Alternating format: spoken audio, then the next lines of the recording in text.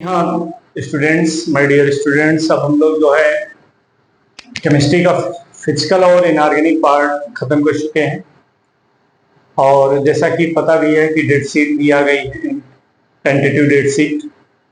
उसके रिस्पेक्टफुली अभी हम लोग का सिलेबस वेल कंट्रोल चल रहा है, और वेल कंट्रोल इस तरीके से चल रहा है कि अब हम लोग जो सेक्शन पढ़ने वाले हैं, जिस पार्ट को हम लोग पिक करने वाले हैं वीडियो में, अब हम लोग लगातार यूज होने वाले हैं, उस पार्ट का नाम क्या है। उस केमिस्ट्री के रिस्पेक्टफुली वो जो सिलेबस हम लोग पढ़ेंगे सब ऑर्गेनिक केमिस्ट्री का पार्ट पढ़ेंगे। तो हमें सिलेबस पता होना चाहिए कि हमारे पास कितने चैप्टर बिलोंग करने वाले हैं। तो सबसे पहला चैप्टर हैलोएल्केन हैलोएरीन्स, दूसरा alcohol phenol and ether, aldehyde ketone and carboxylic acid. ये तीनों चैप्टर सबसे ज्यादा वेटेज लेके आते हैं। बायोमॉलिक्यूल्स थोड़ा बहुत बायो से रिलेट करता है, तो जो बायो के स्टूडेंट होते हैं उनके लिए थोड़ा सा काम आसान होता है चीजों को अंडरस्टैंड करवाना या समझ पाना। ऐसा नहीं कि मैथ वाले इसको नहीं कर सकते, भाई दोनों की कैपेबिलिटी सेम है, सब कर सकते हैं। हाँ, ये है कि थोड़ा सा बायो वाले के लिए बेटर हो जाता है। उसके बाद लास्ट चैप्टर जो हम पढ़ते हैं एमाइंस पढ़ते हैं। तो इस पांचों चैप्टर में हमें जो बेसिकली मिलेगा, जो टॉपिक पे हम फोकस रहेंगे वो क्या होगा, जो टॉपिक हमारे लिए क्रीम टॉपिक बनेगा। तो सबसे पहले हम इंट्रोडक्शन जानेंगे, जिसको हम कहते हैं क्या, इंट्रोडक्टिव पार्ट। फिर चैप्टर के रिस्पेक्ट में जो चैप्टर हम पढ़ेंगे उसका क्लासिफिकेशन करेंगे। जैसे मान लीजिए ये पढ़ना है हैलोएल्केन हैलोएरीन्स का क्लासिफिकेशन करेंगे, अल्कोहल का आ जाएगा, फिनॉल ईथर, इसके रिस्पेक्ट में तो क्लासिफिकेशन।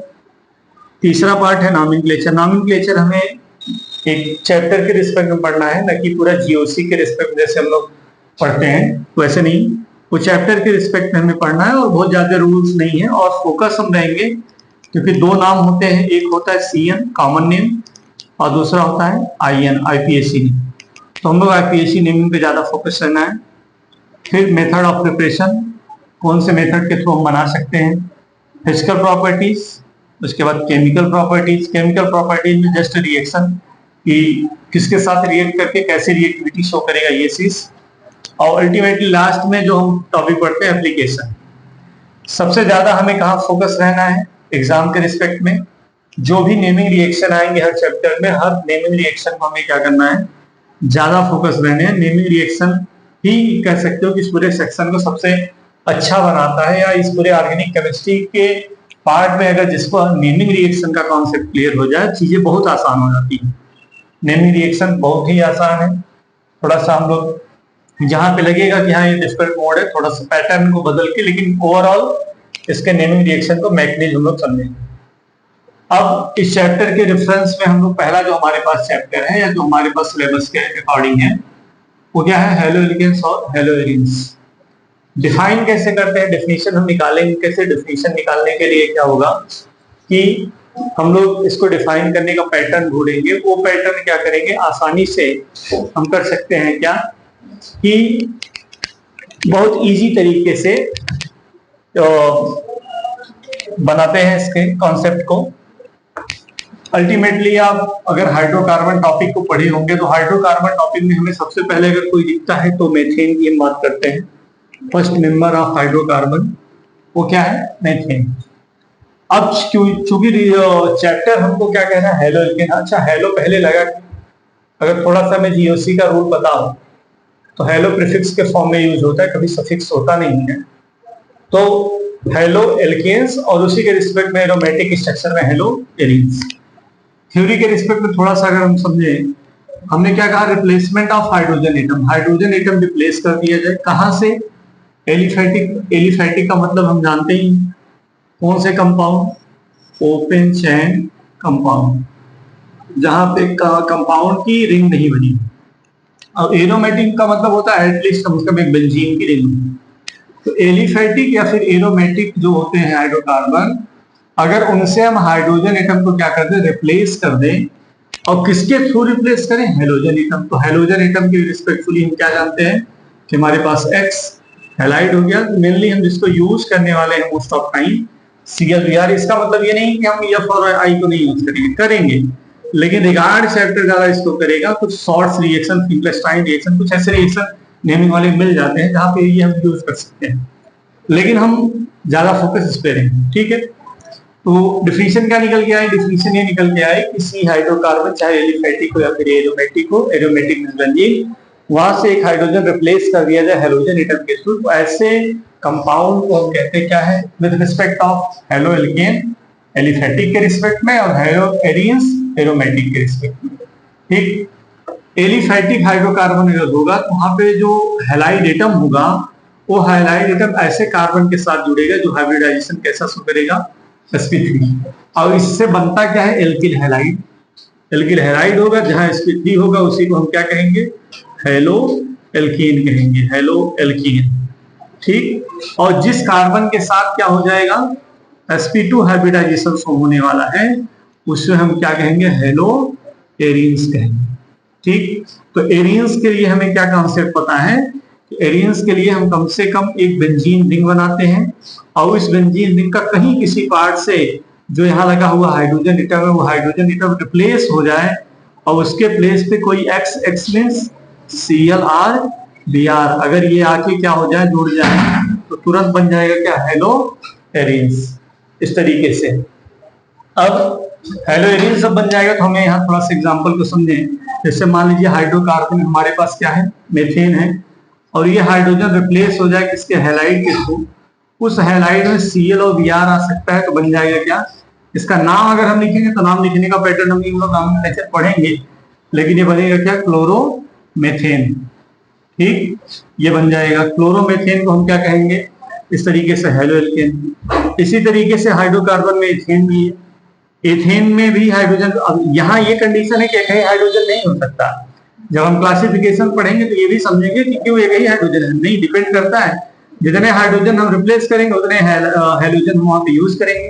तो हो सकता है नंबर के बेसिस पे जब हमें क्लासिफिकेशन करना हो तो मोनो हेलोजन हो जाए, फिर डाई हेलोजन हो सकता है, ठीक, ट्राई हो सकता है, एंड सो ऑन, ऐसे पॉली भी हो सकता है।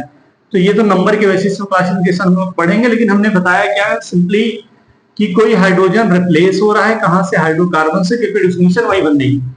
हाइड्रोजन एटम रिप्लेस हो रहा है कहां से? एलिफेटिक या फिर एरोमेटिक, और उसके प्लेस पे आ रहा है हेलोजन एटम। तो इस वाले सीन को हम क्या कहेंगे? इस वाले सीन को हम बोलेंगे हेलो एल्केन, और यहाँ के केस में क्या हो जाएगा? Hello Aryans. ठीक, अब यहाँ अगर थोड़ा सा देखेंगे, अगर मान लीजिए इस तरीके से, तो तुरंत क्लियरिफाई हो जाएगा। Cl जिस कार्बन से जुड़ा हुआ है, number of sigma pi, sigma bond कितने हैं? Total 4 sigma. हमें पता है कि हम सिग्मा के रिस्पेक्ट में अगर 4 सिग्मा है तो हम सबको इंक्लूड करते हैं हाइब्रिडाइजेशन, और ये भी पता है कि पाई को इंक्लूड नहीं किया जाता। लेकिन अगर हेलो एरिन की बात करें तो हेलो एरिन के साथ जब केस होगा तो यहाँ जो कार्बन से हैलाइड जुड़ेगा, इस कार्बन का क्या होगा? हाइब्रिडाइजेशन क्या होगा? sp2। ये चीजें मैं यहां से लिखा हूं। अब इतनी चीजें जानने के बाद, ये तो इसका इंट्रोडक्टिव पार्ट चल रहा है। कभी कभी क्या होता है कि चैप्टर के रिस्पेक्ट में वहीं पे उसका तुरंत एप्लीकेशन दे देता है कि इस पूरे चैप्टर में जो हमें मिलने वाले कंपाउंड्स हैं उनको हम यूज कहाँ कर सकते हैं। तो डिफरेंट डिफरेंट मोड होते हैं। कभी कभी क्या होता है कि हम पर्टिकुलर कंपाउंड को उसके केमिकल प्रॉपर्टीज के बाद पढ़ते हैं, लेकिन यहाँ देखिए कि हेलो एल्केन या हेलो एरिन्स के जो कंपाउंड है, हेलोजन एटम को हम कहते हैं, इनका बड़ा अच्छा हम क्लिनिकल यूज करते हैं। अब जैसे पता है कि क्लोरीन का जो कंपाउंड है उसको हम किसकी तरह यूज कर सकते हैं? एंटीबायोटिक। एंटीबायोटिक क्या होता है? एंटी का मतलब होता है क्या? रेजिस्टेंस डेवलप करना। बायोटिक मतलब किसी के लाइफ में, मतलब ये ऐसी कंपाउंड है जो क्लोरीन से बना हुआ है जो किसी के लाइफ में एंटी बिहेव, कह सकते हो कि दुश्मनों का रेजिस्टेंस प्रोवाइड करता है। तो एंटीबायोटिक हमेशा काम किस पे करता है ये जानते ना? बैक्टीरिया पे काम करेगा या फिर फंगस पे काम करेगा, कभी ये वायरस पे इफेक्ट नहीं होता। इसी वजह से वायरल कंडीशन में एंटीबायोटिक देने का कोई मतलब नहीं है। हम बैक्टीरियल या फंगल डिजीज में एंटीबायोटिक देते हैं। इसमें जो उस मेडिसिन का नाम है जिसको हम यूज कर सकते हैं, क्लोरोएम्फिकिनॉल। और यहाँ पे हमें जो फीवर हो रहा है कौन सा फीवर है?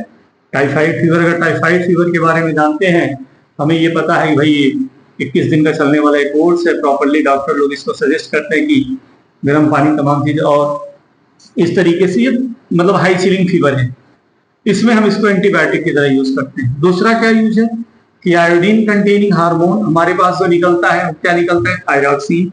अब थायरॉक्सिन निकलता कहाँ? ये अगर थोड़ा सा हमें पता हो तो थायराइड ग्लैंड। थायराइड ग्लैंड है कहाँ? हमारे नेक वाले पोर्शन में। लेकिन अब समस्या ये है कि अगर उस हार्मोन की कमी हो जाए, थायरॉक्सिन में आयोडीन की कमी हो जाए, तो आयोडीन की कमी से होने से क्या होगा, ग्वाइटर, जिसको आप क्या कहते हो, घेंघा कहते हो, घेंघा। अब घेंघा क्या होता है, गला स्वेलिंग हो जाएगा, कभी कभी ऐसा है, तो ग्वाइटर हो गया, ठीक है, ठीक। और सिंथेटिक, सिंथेटिक का मतलब क्या है, सिंथेटिक का मतलब ये है कि हमें नेचुरली मिलता है, लेकिन थोड़ा बहुत मैन इन्वॉल्व होकर उसको थोड़ा सा और रिफाइंड करके, या फिर कह सकते हो उसको और एलाबोरेट करते हैं, करके हम बनाते हैं। तो इसको बता रहे हैं कि सिंथेटिक हैलोजन जो कंपाउंड होते हैं, क्लोरोक्यूनिन या क्यूनिन, इसका हम यूज करते हैं ट्रीटमेंट ऑफ मलेरिया। तो मलेरिया और फीवर, ओवरऑल क्या हमें समझ में आया कि एंटीबायोटिक की तरह यूज तो हो रहा है कहाँ पे, फीवर में। और फीवर के अलग अलग पैटर्न पे अलग अलग हम दवा यूज कर रहे हैं, लेकिन ये काम कहाँ कर रहा है, फीवर के रिस्पेक्ट में। तो ये इस वाले सेक्शन में हमें क्या पता चला, इंट्रोडक्टिव पार्ट, और इसका क्या पता चला कि एप्लीकेशन क्या होता है, हम इसके हेलो एल्केन या हेलो एल्केन्स के कंपाउंड को हम यूज कहाँ करेंगे।